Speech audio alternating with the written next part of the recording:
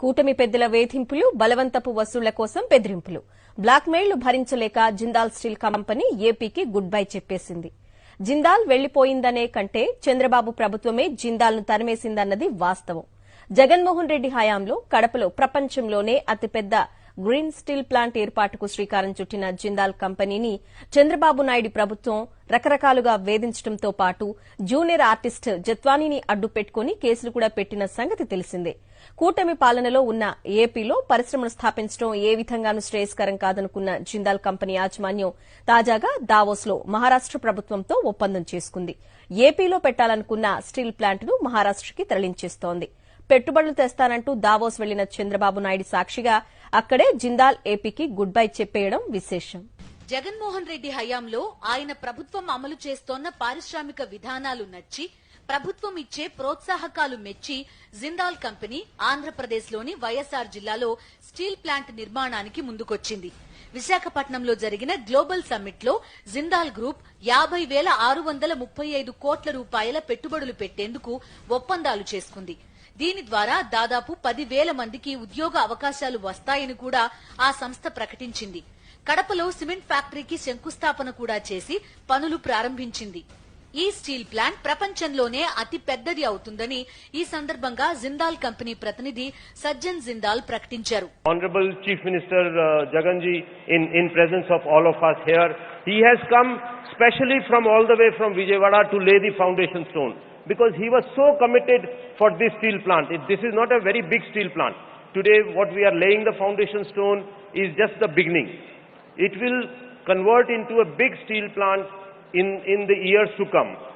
Friends, I can tell you that the foundation stone that we are putting up in Kadapa today of this steel plant is not the foundation stone only for the steel plant.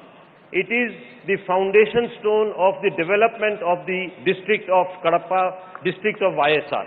And I can promise you that over the years this place will blossom. This will be known on the map of India as the steel district of India. అయితే అంతలోనే ప్రభుత్వం మారడం, Chandrababu CM కావడంతో జిందాల్ కి బెదిరింపులు తప్పలేదు. తాము అడిగినంత డబ్బు ఇవ్వకపోవడంతో పనులు ఆపేయించారు. దీంతో కడపలో స్టీల్ ఫ్యాక్టరీ పనులను కూడా జిందాల్ నిలిపివేసింది. ఆ తర్వాత కూడా ఏపీలో పెద్ద ఎత్తున పరిశ్రమల మీద పడి టీడీపీ ఎమ్మెల్యేల బెదిరింపులను చూసి జిందాల్ గ్రూప్ ఏపీలో పెట్టుబడులు పెట్టడం అనవసరం అని భావించింది. తాను అధికారంలోకి వస్తే చాలు పెట్టుబడుల వరద పారుతుందని చంద్రబాబు చెప్పుకుంటూ ఉంటారు. ఎల్లో మీడియా రకరకాల కథనాలు వండివారుస్తూ ఉంటుంది. తాజాగా చంద్రబాబు నాయుడు ఏపీకి పెట్టుబడులు తెస్తానంటూ దావోస్ వెళ్లారు. ఒక పక్క చంద్రబాబు నాయుడు అక్కడ వివిధ దేశాల కంపెనీలతో భేటీలు అవుతోన్న తరుణంలోనే జిందాల్ కంపెనీ ప్రతినిధులు మహారాష్ట ముఖ్యమంత్రి దేవేంద్ర ఫడ్నవీస్ తో ఎంఓయూ కుదుర్చుకున్నారు. ఇప్పటికే మహారాష్టలో జిందాల్ కంపెనీకి సిమెంట్, సోలార్, ఉక్కు పరిశ్రమలు ఉన్నాయి. వీటిని మరింతగా విస్తరించడంతో పాటు కొత్తగా బ్యాటరీ, గ్రీన్ ఎనర్జీతో పాటు ఎలక్ట్రిక్ వెహికల్ మ్యానుఫ్యాక్చరింగ్ ఫ్యాక్టరీ నెలకొల్పాలని జిందాల్ నిర్ణయించింది. ఇందుకోసం ఏకంగా 3 లక్షల కోట్ల రూపాయల పెట్టుబడులు పెట్టబోతోంది. ఏపీ నుంచి జిందాల్ కంపెనీ పరారవడానికి కారణాలున్నాయి. వాటిలో ప్రధానమైనది టీడీపీ నేతల బెదిరింపులే. వైఎస్ఆర్ జిల్లాలో ఇంత పెద్ద స్టీల్ ప్లాంట్ ఏర్పాటు చేయడం ఇష్టం లేదో, లేక జిందాల్ స్టీల్ కంపెనీ ఏపీలో ప్రారంభమైతే జీవితాంతం ఆ క్రెడిట్ జగన్మోహన్ రెడ్డి ఖాతాలో పడిపోతుందని భయపడ్డారో తెలియదు కానీ జిందాల్ స్టీల్ కంపెనీపై చంద్రబాబు ప్రభుత్వం కత్తి కట్టేసింది. పారిశ్రామికవేత్తలను ఏ స్థాయిలో బెదిరించి వారి నుంచి డబ్బులు డిమాండ్ చేస్తున్నారో గడిచిన 7 నెలలుగా మనం చూస్తున్నదే. జిందాల్ కంపెనీ మీద కూడా చంద్రబాబు ప్రభుత్వం అదే స్థాయిలో బెదిరింపులకు దిగింది.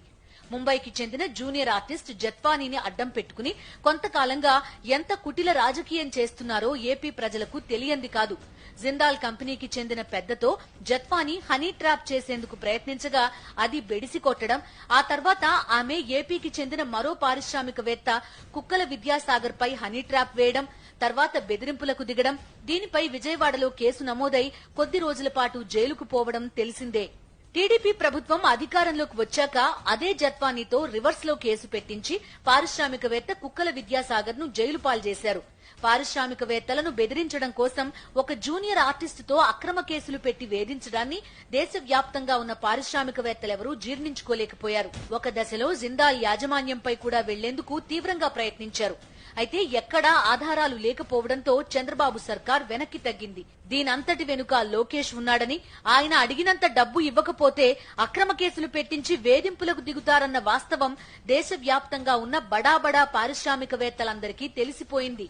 దీంతో ఏ ఒక్క పెద్ద కంపెనీ కూడా ఏపీలో పెట్టుబడి పెట్టడానికి ముందుకు రావడం లేదు. అందులో భాగంగానే జిందాల్ కంపెనీ కూడా ఏపీ కంటే మహారాష్ట్రనే బెటర్ అనుకుని అక్కడ ఏకంగా 3 లక్షల కోట్ల పెట్టుబడులు పెట్టాలని నిర్ణయించుకుంది. పెట్టుబడుల కోసం దావోస్ వెళ్తున్నట్టు చెప్పి ప్రతిసారి హడావుడి చేసే ఏపీ ముఖ్యమంత్రి చంద్రబాబు అక్కడకు వెళ్లి ఏం చేస్తున్నారో అందరికీ తెలిసిందే. వీరి ముఖం చూసి పెట్టుబడులు పెట్టేందుకు ఎవరూ రావడం లేదు.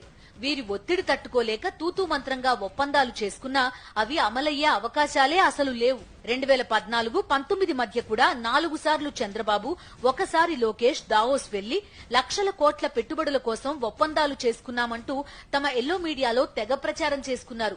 కానీ ఒక్కరంటే ఒక్క పారిశ్రామికవేత్త కూడా ఏపీలో పెట్టుబడి పెట్టింది లేదు. ఇప్పుడు కూడా చంద్రబాబు కుటుంబ సమేతంగా అంటే కొడుకు కోడలుతో కలిసి దావోస్ వెళ్లారు. కానీ నయా పైసా ఉపయోగం కనబడ్డం లేదు. పైపెచ్చు అక్కడకు వెళ్లి కాబోయే సీఎం లోకేష్ అంటూ ప్రచారం చేసుకున్నారు. రాష్ట్రానికి పెట్టుబడులు తేవడం ఏమో గాని ఆల్రెడీ ఉన్న కంపెనీలు కూడా ఏపీ నుంచి పరారవుతున్నాయి. దీనిపై చంద్రబాబు రాష్ట్ర ప్రజలకు ఏం సమాధానం చెప్తారో వేచి చూడాలి.